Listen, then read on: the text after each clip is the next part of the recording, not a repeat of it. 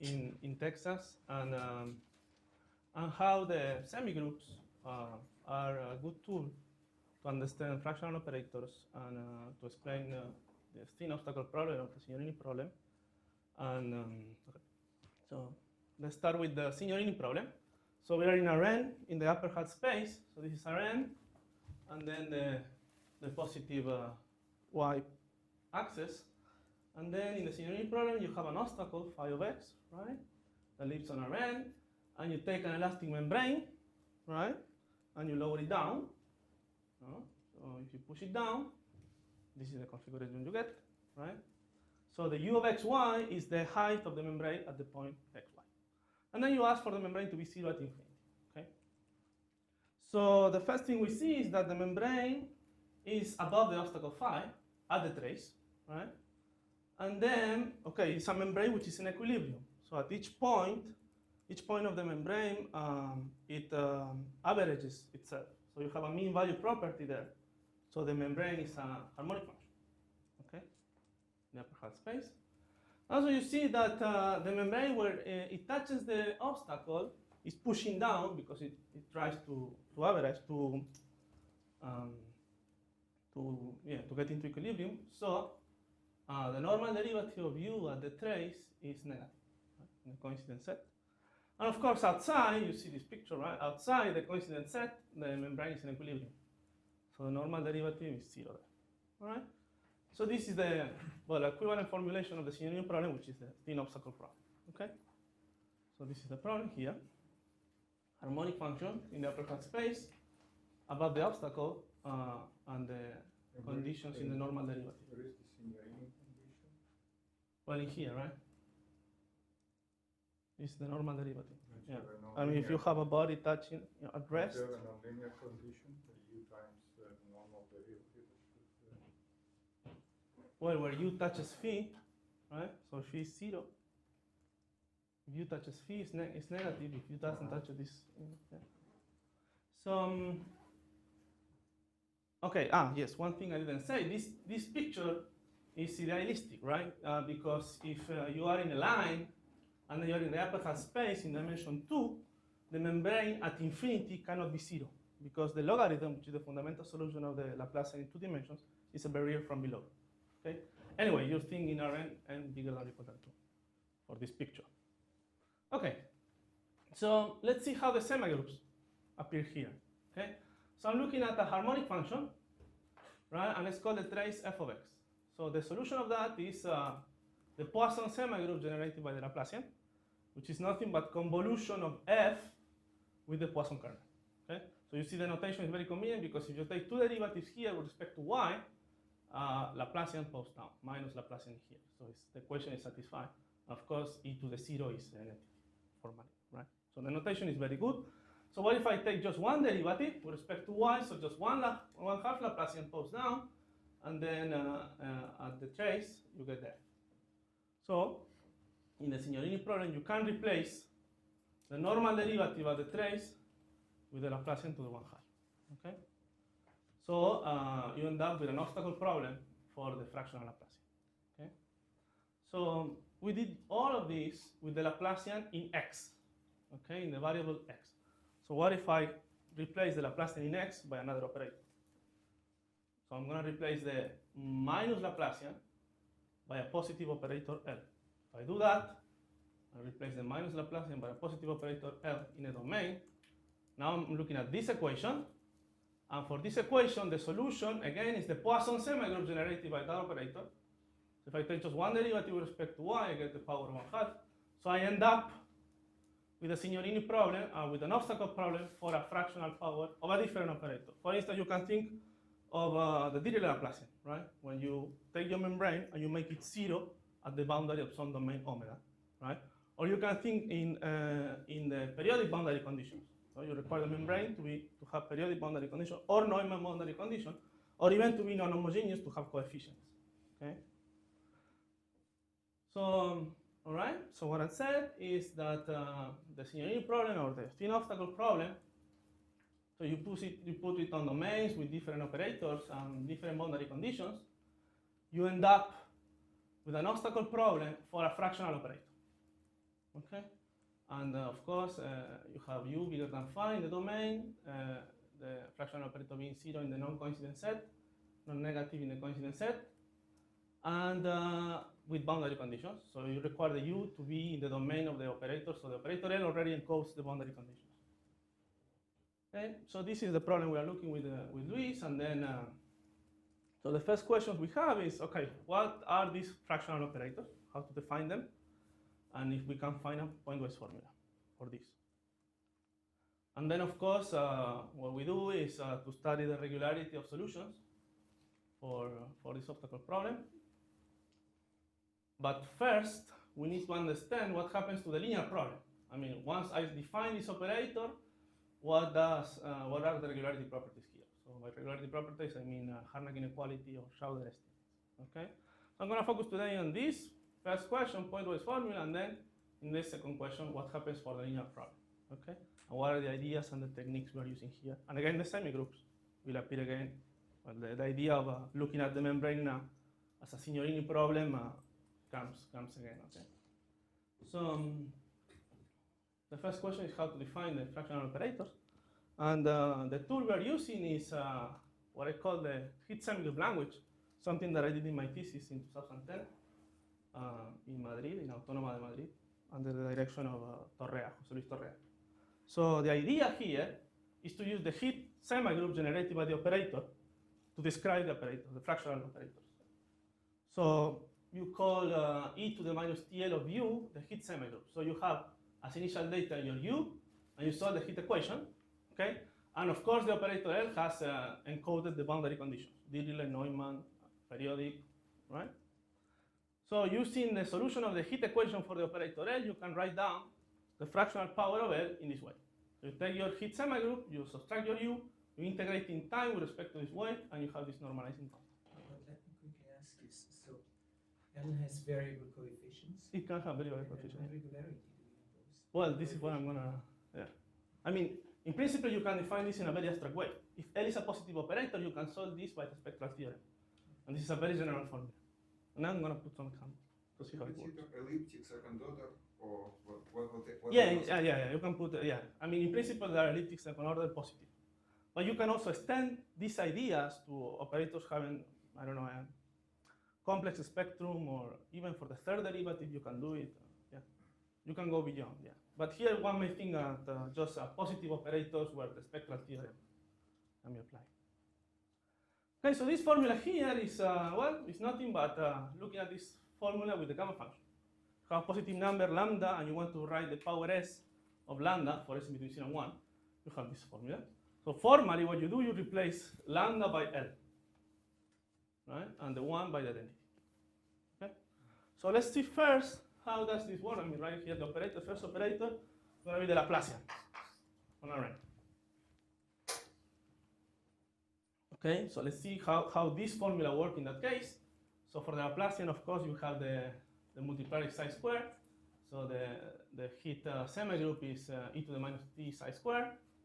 And then what I do, I pick in here lambda equals psi squared. Right? So I'm going to have here e to the minus t psi squared. I'm going to multiply by the Fourier transform of u. If I do that, this is what I get, right? And then the Fourier transform of u multiplies in here. So this is the definition of the fractional Laplacian in Rn. And then, well, what do? So the fractional Laplacian is this integral of the Hit semigroup minus u. I write down the Hit kernel, which is convolution with this kernel, right? And then this kernel has integral 1. So this u of x, which is outside, I can put it inside of this c. And then I do Fubini. So I have u of x minus u of c, the constant, of course, and the integral from 0 to infinity of the Hit kernel with respect to this way, you compute it exactly, and it's this. Okay? So starting with the Hit semigroup, you end up with the usual formula for the fractional Laplacian. Okay, so let me do some comments first. Here at the end, we are using that the semigroup at 1 is 1 to put this u of x inside. Right, so if you start with 1 and you run the Hit equation on Rn, the solution is 1. We also here do not need to compute the inverse Fourier transform of this weight of this multiplier. It's just once you have the Hit kernel, you can do the computation. And the constant here is explicit because the constant in the Hit semigroup is all explicit, and you have this gamma. And this constant is important when you want to compute these asymptotics. And of course, this is what I developed in my thesis, and you can find these computations there. All right, so now I'm thinking also in a Signorini problem with periodic boundary conditions. So the next example is the fractional Laplacian on the torus. So on the torus, you have the multiple Fourier series, and the Laplacian there is multiplication by k squared. So the heat kernel is e to the minus t k squared, and you have a kernel, which is this one here. Right? And then you do the same trick. So your definition of fractional power is to raise the eigenvalue to the power s. And here you use the gamma function formula, you end up with this formula. You put the heat kernel, which is this, into here, do the Fubini, and you get this kernel. And this is the fractional Laplacian of the torus. Again, if we want to pass from here to there, I have to use that the semigroup at 1 is 1. Again, if you put a heat equation on the torus with initial temperature 1, the temperature is always 1. So here you don't compute the inverse Fourier series of this sequence. Okay? You just use the heat kernel. Of course, the constants again are explicit, and this is joint work with Luz Roncal from Universidad de La Rioja in Spain. It's a preprint in 2012. Okay? So another thing you can do is you put a discrete Laplacian. Okay, because you want to do the discrete problem, and then you would like to go to the continuous one. So how will you do it? Well, this is a discrete Laplacian. I'm going to write it in dimension 1, but you can do it also multidimensional. And so you are in dimension 1, so this is your mesh of size h, and this is the second order differences. And then you use the discrete Fourier transform, and you see that the multiplier is the sine squared, basically. So the fractional power of this operator is just take the power s. Okay? And then you do the same. Use the gamma formula, right? Write down the heat kernel of the semi-discrete heat equation, and you end up with this formula for the fractional power of the discrete Laplacian. 1 over h to the 2s. This is u over j minus v of k, and a kernel which behaves like this. Okay, so this is not exactly this kernel. It's a kernel given in terms of gamma functions, right? Because you have to put the heat kernel there, and in multidimensional, you have also Bessel functions involved in here. But the asymptotic behavior is like this. Okay, so our question was, okay, what happens if h tends to 0? Do we recover the Laplacian? Yes? What is h when h goes to 0? H is the base. Yeah, you are sampling up. Behavior of this multiplier when h goes to 0? Well, I mean, there is this homogeneity. You should think that this is in here. Anyway, this is a theorem we have with Sciaurri, Roncal, and Barona. They are from Universidad de La Rioja in Spain, and Torrea from Autónoma de Madrid. So suppose you want to solve the continuous problem for right-hand side C alpha. And then, of course, you sample F, and you solve the discrete problem in CH. Then, in L infinity, they converge with rate h to the alpha, where alpha is the regularity of F. Okay? This is what I like to call non-local finite differences. Because, of course, this is not finite difference. Okay? You have to compute this infinite sum, right? And we're working with Ricardo Noceto now because he's doing finite elements for the fractional Laplacian and for other fractional powers, right? Using more or less the ideas I had in my thesis. So you can also see his work on finite elements for the fractional Laplacian. Okay. So that was the discrete Laplacian. And now, let's put the Laplacian on a bounded domain with Dirichlet boundary condition. Okay? Yeah. So you have the eigenvalues and eigenfunctions of the Dirichlet Laplacian in a bounded domain. The eigenfunctions is a basis of L2 and of the Sobolev space, H10. And you write your U as an eigen combination of the eigenfunctions. Then, of course, the Dirichlet Laplacian is multiplied by lambda k. It's like the k squared in the torus, right? And then the heat semigroup is this, e to the minus t lambda k. And my definition now, again, is raised to the power s this eigenvalue. Use the gamma function formula, write down the heat kernel. But now, if I write down the heat kernel, this is what happens. I get the integral term again as before, but a multiplicative term appears. Okay, and why is that? Well, that is because I said before, you write down the kernel here, and the integral of the kernel is 1, so if u of x, you could put it inside. But now, the integral of this kernel is not 1. So if you want to put the u inside the integral in here, you have to write down what is left, right? This is the thing that is left. Okay, and it's clear because you solve the heat equation with Dirichlet boundary condition, you start with 1, right? You run the heat equation, you want the boundary to be 0, so solution cannot be identically 1. Right? So this is what I'm writing here. So there is this multiplicative term, which is different. It's not just non-local. It's non-local plus this multiplicative one. Okay, and now let's put coefficients. This was the question before, right? And put divergence of A of x here. So one thing I don't understand. So in this case, the fractional Dirichlet Laplace operator has nothing to do with the fractional Laplacian, and you put function to be 0 outside your domain. Something else. Well, if you want to do that, you have to solve the heat equation with in the domain with your datum and 0 outside. Here I'm solving the heat equation only in the domain with 0 Dirichlet boundary condition. How the Dirichlet boundary condition is, you can have it with less regular things. I mean, still you have trace and everything. Makes sense. 0 boundary condition.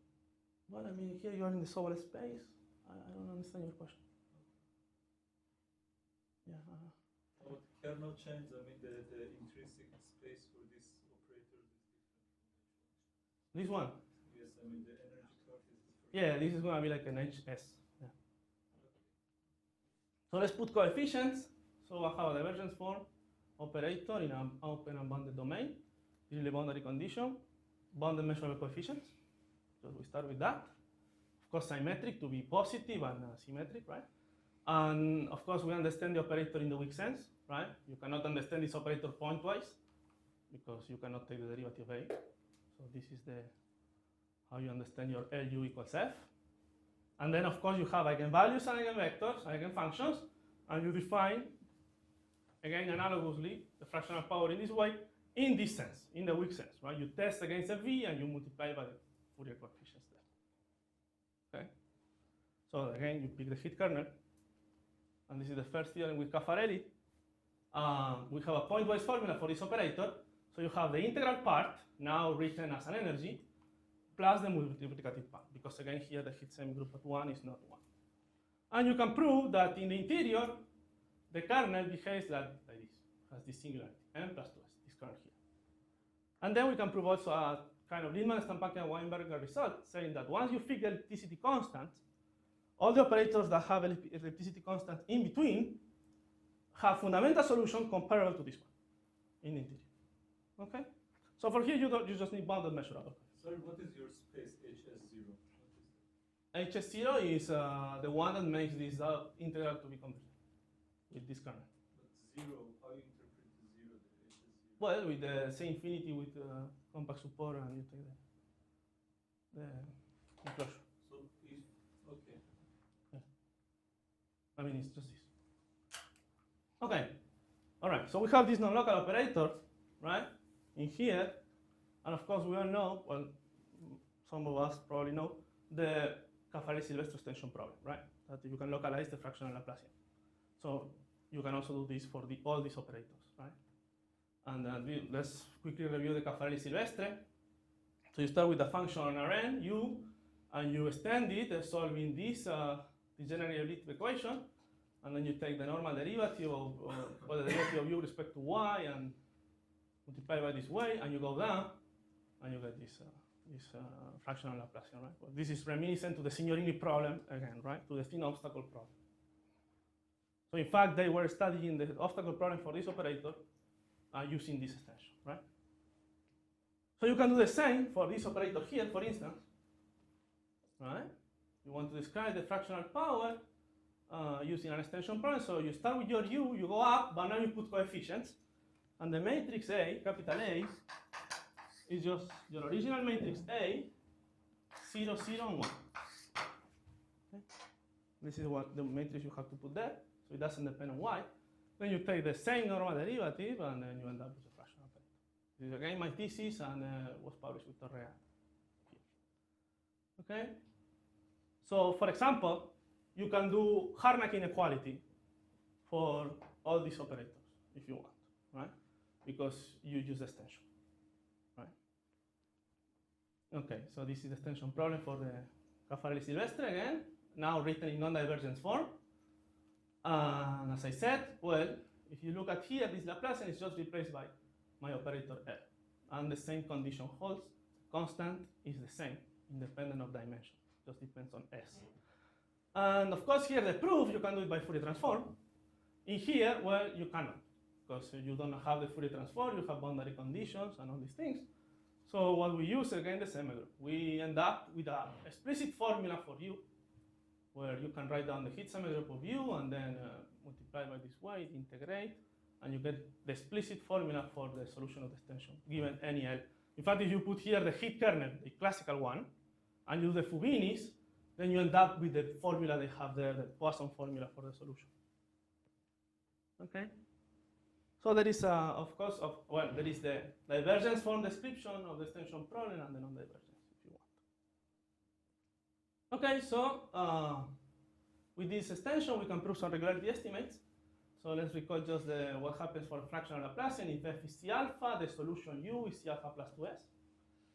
Right? And what we prove with the Caffarelli is the following. So you have this problem in the ball, let's say, and 0 at the boundary. So this is, this definition of this operator already encodes this boundary condition. So it's in here, it's 0. And C alpha right-hand side. If the coefficients are continuous and alpha plus 2s is not too big, then you are Helder continuous. And if your coefficients are a bit continuous, Helder continuous, because you are in this regime, so alpha plus 2s minus 1 is between 0 and 1, then you are C1 Helder. Okay? As I said, the idea is to use the extension problem. When you have the extension problem, you can localize, do some Cacciopoli estimates, some compactness arguments to, since the coefficients are continuous or Helder continuous, you can approximate your solutions U by harmonic functions, solutions of the fractional Laplacian, and with that you improve the oscillation by doing an iteration. That's the idea. Yeah. Let me end up just with the boundary analysis because these results are in the interior. So what happens at the boundary? I'm going to do a picture here.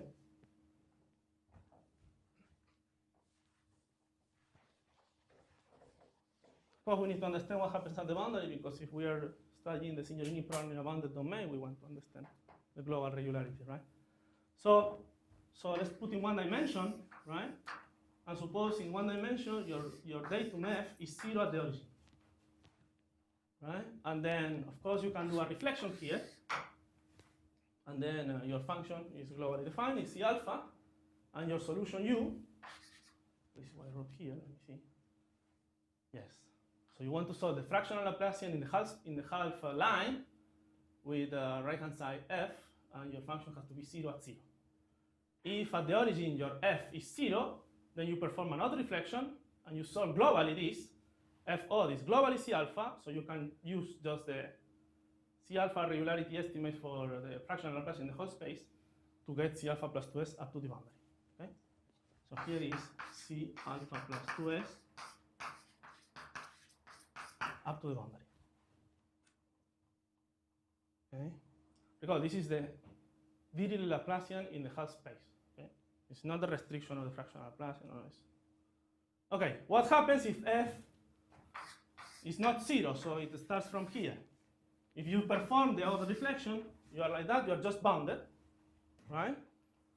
So you get that your other reflection satisfies a bounded right-hand side, right? And at most you get C2s minus epsilon. Okay?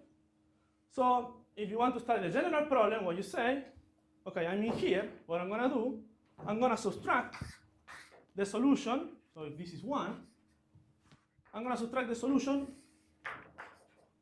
of this problem minus the solution of this problem. So my right-hand side is going to fall in this equation. Okay? But for this problem here, we have an explicit solution, x to the 2s in this regime, s less than 1/2. Okay? So I have this solution, I subtract it, I go to the good situation. So this is the theorem. If you have a fractional problem in the domain with continuous coefficients in here, and the boundary has to be C1 alpha because we need to flatten the boundary, several dimensions. In the interior, you are good, alpha plus 2s. And at the boundary, you start like s to the 2s plus a correction, and the correction is very near the boundary. This is the analysis. Okay? And we can do, of course, C1 alpha, but again, the tools we have to apply are the Cacciopoli estimates, but up to the boundary in the extension, some compactness, and then the blow up in here at the origin. Because this is a very nice picture in one dimension, but in multi-dimensional, you have f at 0, 0, and then you have the rest of the variable. So improve the oscillation doing a blow up. Okay, thank you very much.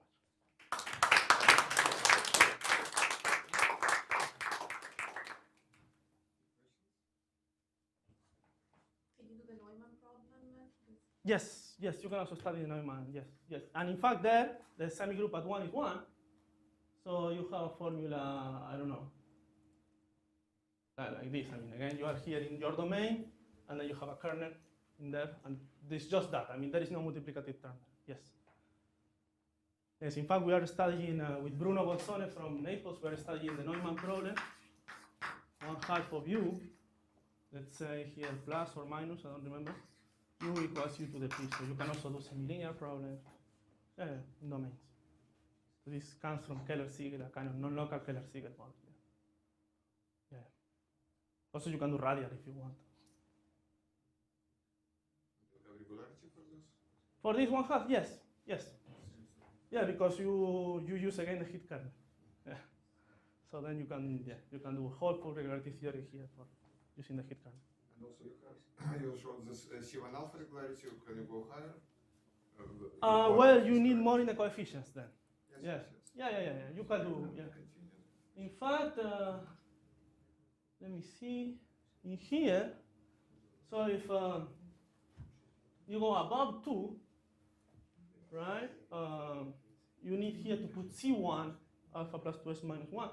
So in that regime, you can take the derivative of the equation, and then you end up with non-divergence, right? And then you got C2 alpha. But here, since it is divergent, you cannot go beyond C1